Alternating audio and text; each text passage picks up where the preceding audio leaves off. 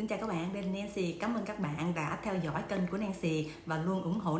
Nancy về tinh thần ha. Hôm nay Nancy muốn nói về đề tài của nữ diễn viên Ngọc Lan về bảo hiểm. Bao gian nan lầm than, khó khăn thử thách cho ta lớn dần, vấp ngã không làm ta chôn chân, luôn mạnh mẽ đứng lên. Nữ diễn viên Ngọc Lan đã lên trên livestream khóc nức nở, thì các bạn cũng biết là cái vụ lùm xùm đó bây giờ đang rất là nổi bật ở trên mạng xã hội. Thì Nancy nghĩ gì về cái vụ việc như vậy? Nếu mà các bạn sống ở bên Mỹ này mà đã mua bảo hiểm, đã ký hợp đồng với lại công ty bảo hiểm lớn giống như là New York Life, MetLife, Northwestern Mutual, Allstate hay Prudential hay là những cái công ty bảo hiểm rất là lớn, thì các bạn cứ an tâm mà duy trì cái hợp đồng của mình. Tại sao Nancy nói như vậy? Ngày xưa Nancy là một cố vấn của bảo hiểm nhân thọ. Nancy làm cho công ty New York Life ngày xưa, nhưng mà bây giờ đó là Nancy không làm nữa. Cho nên Nancy rất là có kinh nghiệm về cái bảo hiểm, cho nên Nancy biết là Nancy nói gì. Mình muốn trấn an các bạn á, là nếu mà các bạn mua cái hợp đồng ở bên Mỹ này thì cái cơ hội lừa đảo không có nhiều lắm đâu. Chỉ có cái là những cái người bán có tâm hay không thôi. Chứ còn nếu mà công ty bảo hiểm mà lừa đảo các bạn á, thì cái đó là cơ hội xác suất xảy ra rất là hiếm. Giống như là mua bảo hiểm hay là mua nhà cũng vậy đó, thì đa số là những cái hợp đồng đó nó rất là nhiều thứ ở trong đó, và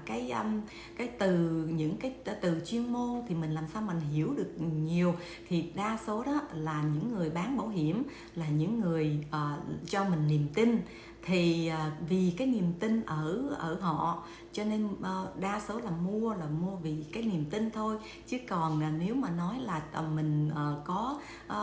đọc cái hợp đồng đó không, thì mình làm sao mình hiểu biết đủ để mình đọc cái hợp đồng đó. Người mà bán cho mình, nếu mà người ta không có tâm thì người ta lừa đảo mình bất cứ cái lời nói nào, người ta cũng có thể dụ mình được. Nhưng mà về cái luật bảo vệ đó thì mình có thể mình khiếu nại.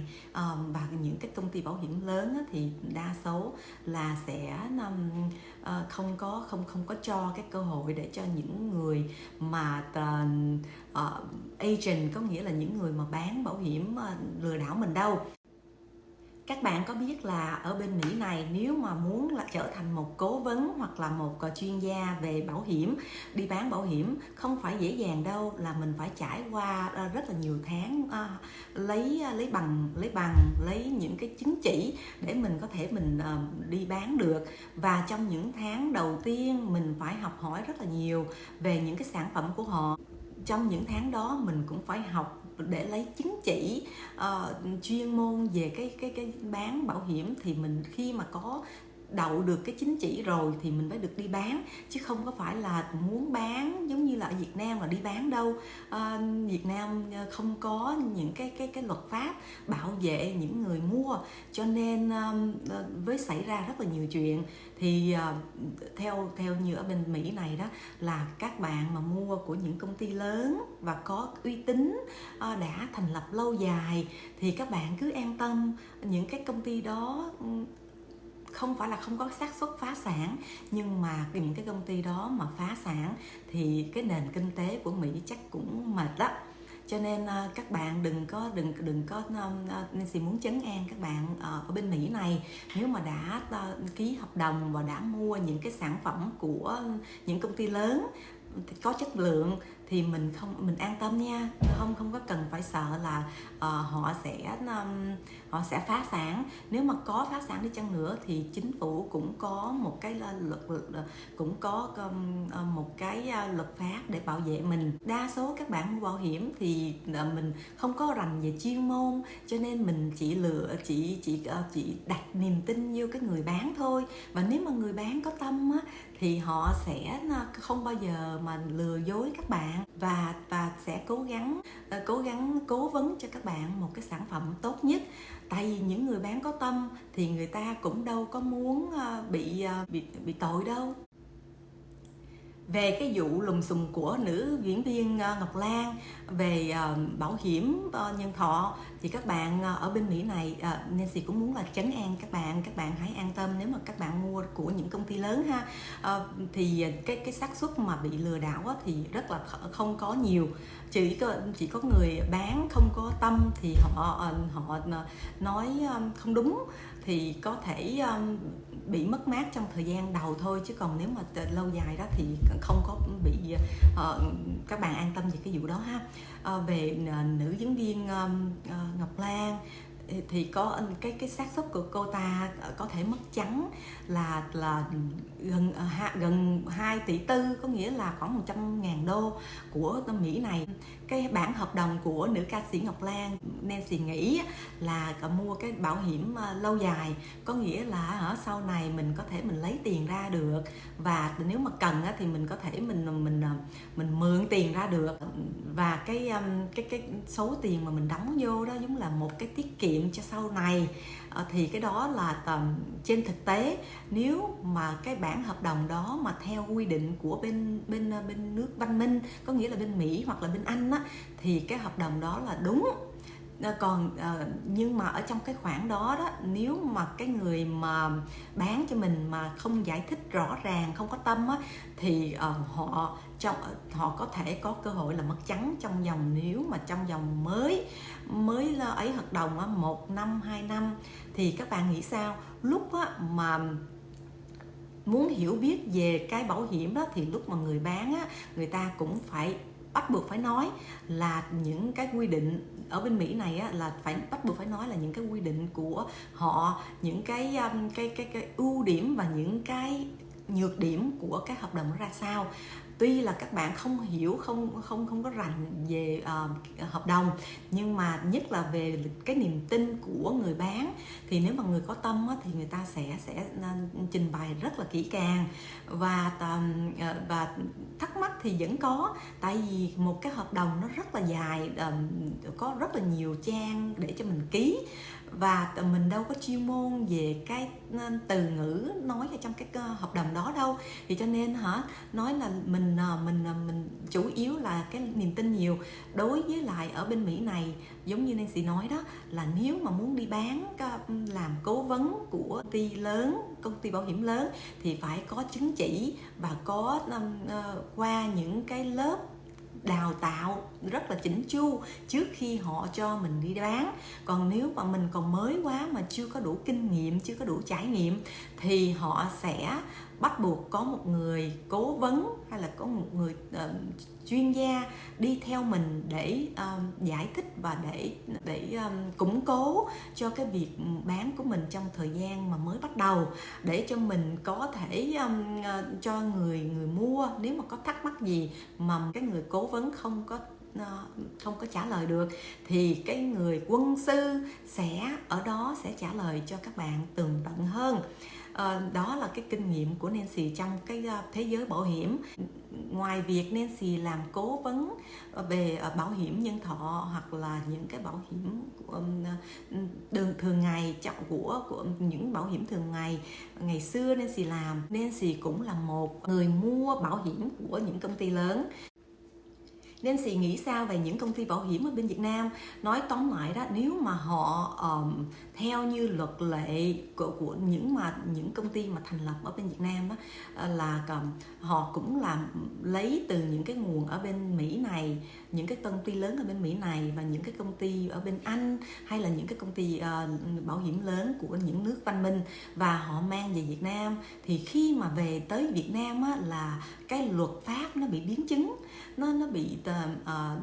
khác đi, thay đổi đi. Thì khi mà họ thay đổi đi đó thì nó không có đúng theo sự thật, và những cái lừa đảo phát sinh, và những cái bồi thường nó không có chỉnh chu, những cái hợp đồng nó bị thay đổi dạng. Cho nên những cái công ty Việt Nam đó là bắt đầu khi mà đụng chuyện thì người mua sẽ có cơ hội là bị lừa đảo và có cơ hội là bị mất trắng tiền, hoặc là những cái luật không có bảo vệ người mua, cho nên những cái thành phần đó là rất là nguy hiểm. Thì mình trời tiền là mồ hôi nước mắt của mình làm ra, và mình đã tin tưởng để mua bảo hiểm để có một cái, mình muốn mua bảo hiểm đó là để mình có một cái peace of mind, có nghĩa là một cái tinh thần yên tâm. Giống như là diễn viên Ngọc Lan trình bày là cô ta là mẹ đơn thân, cho nên khi mà người bán nói trúng cái điểm tâm là mình phải mua để tiết kiệm và mua để bảo vệ cho con cái của mình, lỡ mà có chuyện gì xảy ra trong thời gian mà con của mình còn nhỏ, thì mua bảo hiểm là một cái hợp đồng rất là tuyệt vời nếu mà các bạn mua đúng chỗ, đúng công ty uy tín và công ty thành lập lâu rồi. Nhất là bên Mỹ này thì các bạn không có phải lo ngại là công ty đã sẽ biến dạng trong thời gian, tại vì họ làm rất là uy tín và có luật pháp bảo vệ cho người dân, cho nên cho người mua, cho nên các bạn hãy yên tâm về cái luật lệ đó. Về cái vụ mà công ty bảo hiểm thay đổi tên hoặc là bán lại cho một cái công ty khác, thì ở bên Mỹ này các bạn yên tâm ha, khi mà công ty của bạn ký hợp đồng mà chuyển đổi qua một cái công ty khác, thì những cái luật lệ, những cái quy định hay là những cái thành phần mà các bạn ký rồi đó, nó sẽ giữ bình thường, nó không có thay đổi. Mà cái công ty chính mà trước khi mà họ chuyển đổi tên hoặc chuyển đổi cho một công ty mới đó, họ sẽ gửi cho bạn một cái lá thư và báo cho bạn là ngày nào giờ nào họ sẽ đổi qua công ty mới, và những cái gì được thay đổi họ sẽ nói ra rất là tường tận ở trong lá thư đó. Thì ở bên Mỹ này thì các bạn hãy an tâm về cái mua lại của những công ty mà bảo hiểm ha. Và nếu mà các bạn mua của những công ty mà đã thành lập lâu đời và uy tín thì các bạn phải rất là an tâm về cái vụ bảo hiểm, không có cái có cơ hội phá sản không? Phá sản thì mình không bao giờ biết chắc 100% là sẽ như thế nào, công ty bảo hiểm nó sẽ như thế nào, nhưng mà các bạn cũng được trấn an là nếu mà công ty lớn mà đã thành lập rất là lâu rồi phá sản, không phải nó sẽ là một cái mà chấn động của nước Mỹ luôn, chứ không phải là một cái bình thường, và chính phủ sẽ không để cho cái công ty đó yên đâu. Và bên chính phủ Mỹ này sẽ có những cái lối để bảo vệ cho người mua của mình ha. Thì các bạn hãy an tâm về cái đó nếu mà các bạn mua của những công ty lớn ở bên Mỹ này. Còn ở bên Việt Nam, giống như là nữ diễn viên Ngọc Lan đã trình bày đó, đầu tiên nữ diễn viên Ngọc Lan đã mua của công ty Aviva. Cái công ty Aviva này, khi mà Nancy tham khảo ở trên mạng xã hội đó, đã tìm ra được là cái công ty này nó mới thành lập đây thôi, trong 2011, thì còn khoảng 12 năm thôi. Thì các bạn nghĩ là những cái công ty mới như vậy mà từ ở bên Anh Quốc mà chuyển đổi về Việt Nam, thì nếu mà họ giữ được cái công ty gốc, những cái luật lệ giống như là ở bên nước ngoài thì không có chuyện gì xảy ra. Nhưng mà nếu mà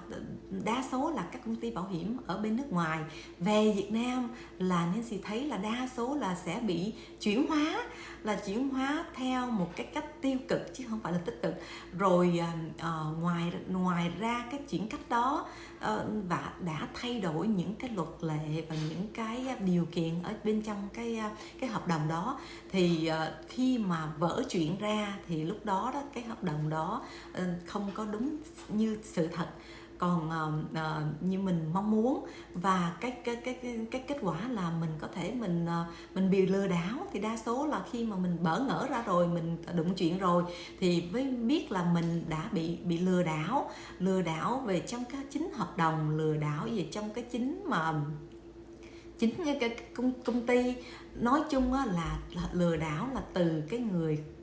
bán, người cố vấn bảo hiểm của mình không có tâm, thì họ chỉ có muốn làm sao nhanh gọn lẹ để họ có thể có cái huê hồng. Tại đa số là những cái người bán ở bên bảo hiểm á, thì họ phải theo như cái quy định là phải bán trong bao nhiêu thì mới có huê hồng bao nhiêu, và nếu mà muốn duy trì làm nhân viên của một cái công ty bảo hiểm thì phải đủ cái tiêu chuẩn trong mỗi hàng tháng, mỗi hàng năm ra bao nhiêu. Nếu mà mình không giữ được cái tiêu chuẩn đó thì họ sẽ không có cái xác suất để làm cho cái công ty bảo hiểm đó lâu dài. Cho nên những cái người bán mà không có tâm thì họ sẽ thúc giục mình, họ sẽ cố gắng làm sao để họ có được cái hợp đồng đó để nộp vô cho công ty bảo hiểm. Thứ nhất là họ có thể có cái lấy được cái tiền hoa hồng, thì cái tiền hoa hồng trong một năm đầu rất là nhiều, cho nên họ muốn. Nói tóm lại, khi mà các bạn muốn mua bảo hiểm nhân thọ ở bên Mỹ đó, thì thứ nhất á, là dĩ nhiên là các bạn phải tin tưởng những người cố vấn bán bảo hiểm cho mình. Thì tìm những người mà có tâm và có hiểu biết thì họ sẽ không có lừa gạt các bạn đâu, và họ sẽ giải thích chỉnh chu hơn. Và những người có trải nghiệm, kinh nghiệm thì họ sẽ làm lâu dài, chứ họ không có vì một cái đồng tiền trong tạm thời mà họ đánh mất cái uy tín của họ, hoặc là đánh mất cái niềm tin của các quý vị đâu. Cho nên những cái lừa đảo ở Mỹ thì không có nhiều, không phải là không có, chỉ là những người không có tâm thì họ lừa đảo các bạn về trong những cái hợp đồng nói không đúng thôi. Chứ còn về cái công ty bảo hiểm thì cái hợp đồng của bạn không có bị ảnh hưởng nhiều. Nếu khi mà các bạn mua một cái hợp đồng nào đó thì ngoài tin tưởng cái người bán cố vấn cho mình ra, thì các bạn cũng phải nghiên cứu về cái công ty bảo hiểm nó đã có uy tín không, và đã thành lập bao lâu rồi. Giống như công ty bảo hiểm New York Life mà Nancy ngày xưa Nancy làm đó, thì cái công ty bảo hiểm đó đã có trên 177 năm rồi. Thì các bạn nghĩ là nếu mình còn chưa sống tới 177 năm nữa mà cái công ty đó thành lập rất là lâu, rất là nhiều generation, có nghĩa là nhiều thế hệ rồi, thì cái xác suất mà bị phá sản thì cái điều đó không phải là không có, rất là hiếm. Có hai loại một công ty bảo hiểm á, là nó gọi là stockholder, là có nghĩa là cái công ty bảo hiểm đó là cái lợi nhuận, là khi mà có được lợi nhuận rồi á là sẽ chia đều cho những cái người mua, có nghĩa là người nắm cổ phần ha. Thì những cái đó những cái công ty bảo hiểm đó thường á, người ta đi về cái chiều hướng là làm sao để có nhiều lợi nhuận cho những người đầu tư. Còn các công ty bảo hiểm mà chuyên về gọi là policy holder, có nghĩa là chuyên về cho những người thành viên hơn, giống như công ty bảo hiểm New York Life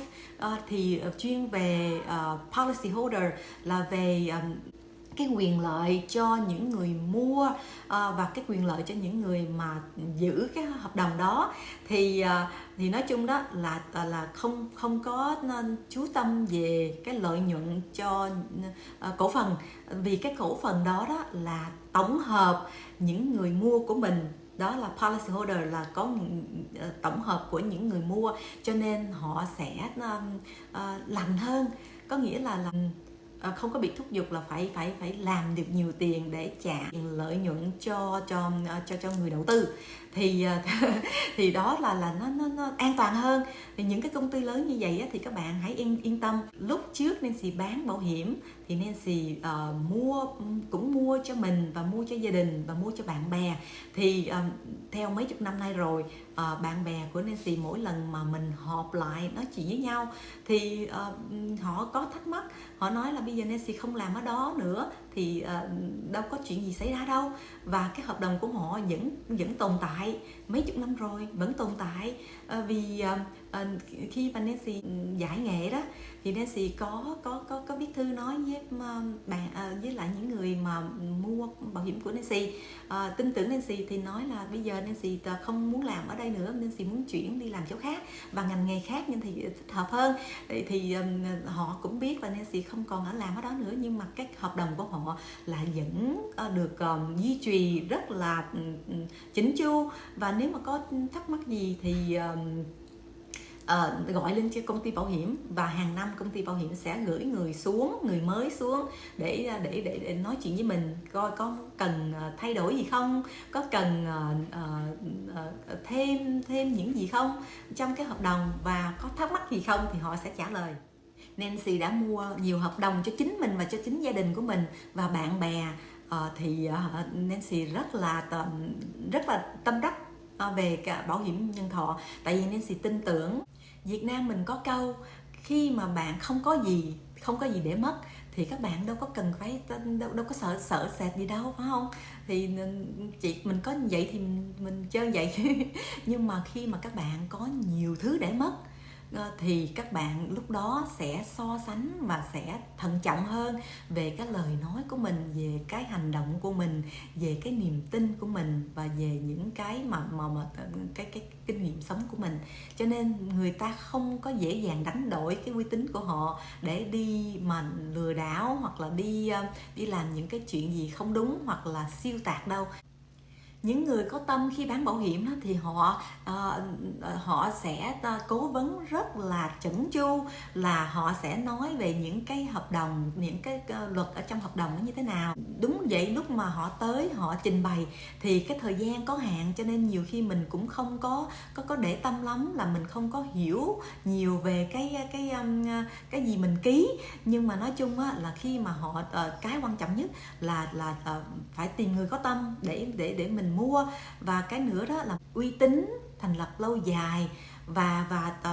khi mà họ bồi thường, họ đã bồi thường cho rất là nhiều người như thế nào, và những khi mà bồi thường thì nó sẽ ra sao. Trời ơi, bên Mỹ này á là rất là công ty bảo hiểm rất là chỉnh chu. Khi mà có chuyện gì đó mà cần bồi thường thì người ta rất là bình thản. Thí dụ giống như là người mà mua bảo hiểm mà đã qua đời thì người thân của mình sẽ đưa cái chứng chỉ mà đã qua đời, gọi cho công ty bảo hiểm. Nếu mà mình có đầy đủ giấy tờ thì công ty bảo hiểm sẽ duyệt, và trong thời gian duyệt thì họ sẽ điều tra và chắc chắn. Mà nếu mà cái hợp đồng lâu dài rồi á trời ơi, họ bồi thường rất là lẹ luôn, trong vòng chưa đầy mấy ngày. Nhiều khi bạn của Nancy đã chính thức nhận được cái tiền bồi thường trong vòng tích tắc, trong vòng tuần là có rồi. Nói tóm lại về cái vụ lùm xùm của nữ diễn viên Ngọc Lan vừa trình bày ở trên mạng xã hội thì các bạn hãy thận trọng. Ở bên Việt Nam thì khi mà các bạn mua bảo hiểm, hiện tại bây giờ nói là nhiều công ty lừa đảo và tiền mất tật mang, thì các bạn hãy thận trọng hơn. Bảo hiểm nói chung bảo hiểm nhân thọ rất là quan trọng. Nếu mà các bạn có khả năng thì nên mua, nhưng mà khi mà mua, các bạn hãy ở bên Việt Nam thì vì những cái luật lệ, những cái hợp đồng nó biến dạng, cho nên các bạn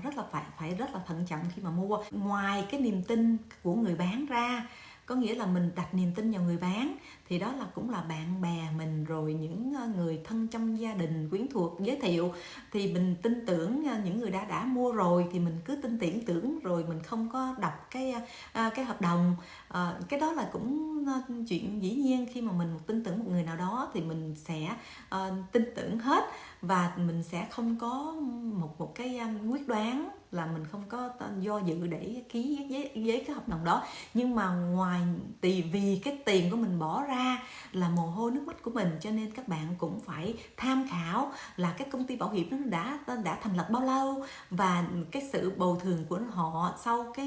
nếu mà có sự cố xảy ra thì họ sẽ bồi thường như thế nào, rồi nếu mà mình lấy ra sớm thì nó sẽ ra sao, cái hoạt động của cái công ty bảo hiểm nó như thế nào. Uy tín là cái quan trọng lắm. Cho nên ở Việt Nam giống như là nữ ca sĩ Ngọc Lan nói là tôi mua bảo hiểm của công ty đầu tiên là Aviva, rồi bây giờ cái công ty đó bán cho công ty MVI, thì bây giờ đó là sẽ ra sao. nếu mà bán như vậy thì lúc mà tôi lên trên công ty mới thì công ty mới bác bỏ những cái hợp đồng, hoặc là bác bỏ những cái mà luật lệ ở trong cái hợp đồng ký đầu tiên. Bây giờ có thể là cái tiền lấy ra thì sẽ bị mất mát rất là nhiều. Nói chung là bên cái hợp đồng của bảo hiểm nhân thọ ở bên Mỹ này cũng vậy. Nếu mà các bạn mua mà đã ký giấy lâu dài rồi đó, cũng tùy theo cái hợp đồng, nhưng mà nói là theo như cái kinh nghiệm của Nancy là nếu mà các bạn không có nghĩ là phải mua cái hợp đồng lâu dài thì nó có rất là nhiều sản phẩm ngắn hạn, và những cái sản phẩm ngắn hạn nó sẽ rất là rẻ. Còn nếu mà các bạn có tiền rồi á, hoặc là muốn đầu tư lâu dài sau này, giống như là mua bảo hiểm để làm một cái tiết kiệm cho mình sau này, thì các bạn nên nhớ là những cái hợp đồng đó nó là lâu dài, cho nên các bạn đừng có suy nghĩ là sẽ lấy tiền ra sớm. Và nếu mà có nếu mà lấy tiền ra sớm là bảo đảm các bạn lỗ rất là nhiều. Là họ lấy cái tiền bảo hiểm mà các bạn đóng vô, phải trả tiền chi phí cho người bán, và phải trả tiền chi phí cho hợp đồng giấy tờ, và trả tiền chi phí cho rất nhiều thứ. Cho nên trong 1-2 năm đầu tiên là nếu mà các bạn mà lấy lại, muốn lấy lại cái tiền mà bạn bỏ vô trong cái hợp đồng á, là cái xác suất là mất trắng, không có cái vụ mà các bạn được hoàn lại 100% đâu. Đó là chính ở bên Mỹ này cũng vậy. Cho nên khi mà các bạn bảo hiểm nhân thọ lâu dài là một cái tài khoản tiết kiệm thì các bạn dùng cái đó là trong lâu dài, chứ đừng có nghĩ là trong vòng 10 năm trở lại thì các bạn cái cơ hội xuất sắc, cái cơ hội mà các bạn lấy lại cái tiền vốn thì nó không có đầy đủ đâu. Nói tóm lại là Nancy rất là chia buồn cho nữ diễn viên Ngọc Lan là đã phải trải qua những cái thời gian khó khăn trong cái lúc này về cái vụ bảo hiểm nhân thọ, và cái tiền mình bỏ vô sẽ không có lấy lại được giống như là mình mong muốn. Hy vọng là công ty bảo hiểm và cô ta sẽ có một cái hòa hợp, có một cái giải đáp cho nó tốt đẹp. Tiền là mồ hôi nước mắt của mình mà, cho nên rất là cực khổ để làm ra mà có cơ hội bị lừa đảo, có cơ hội bị mất trắng như vậy á, thì Nancy rất là thông cảm. Cho nên hy vọng là cái kết quả sẽ được giải đáp trong một cách tốt nhất. Ở Việt Nam mấy công ty bảo hiểm còn rất là mới và thành lập chưa được bao lâu, và luật pháp chưa có bảo vệ cái người mua. Để tránh những cái tình trạng mà nữ diễn viên Ngọc Lan đã và phải đối diện với lại cái tình huống mà không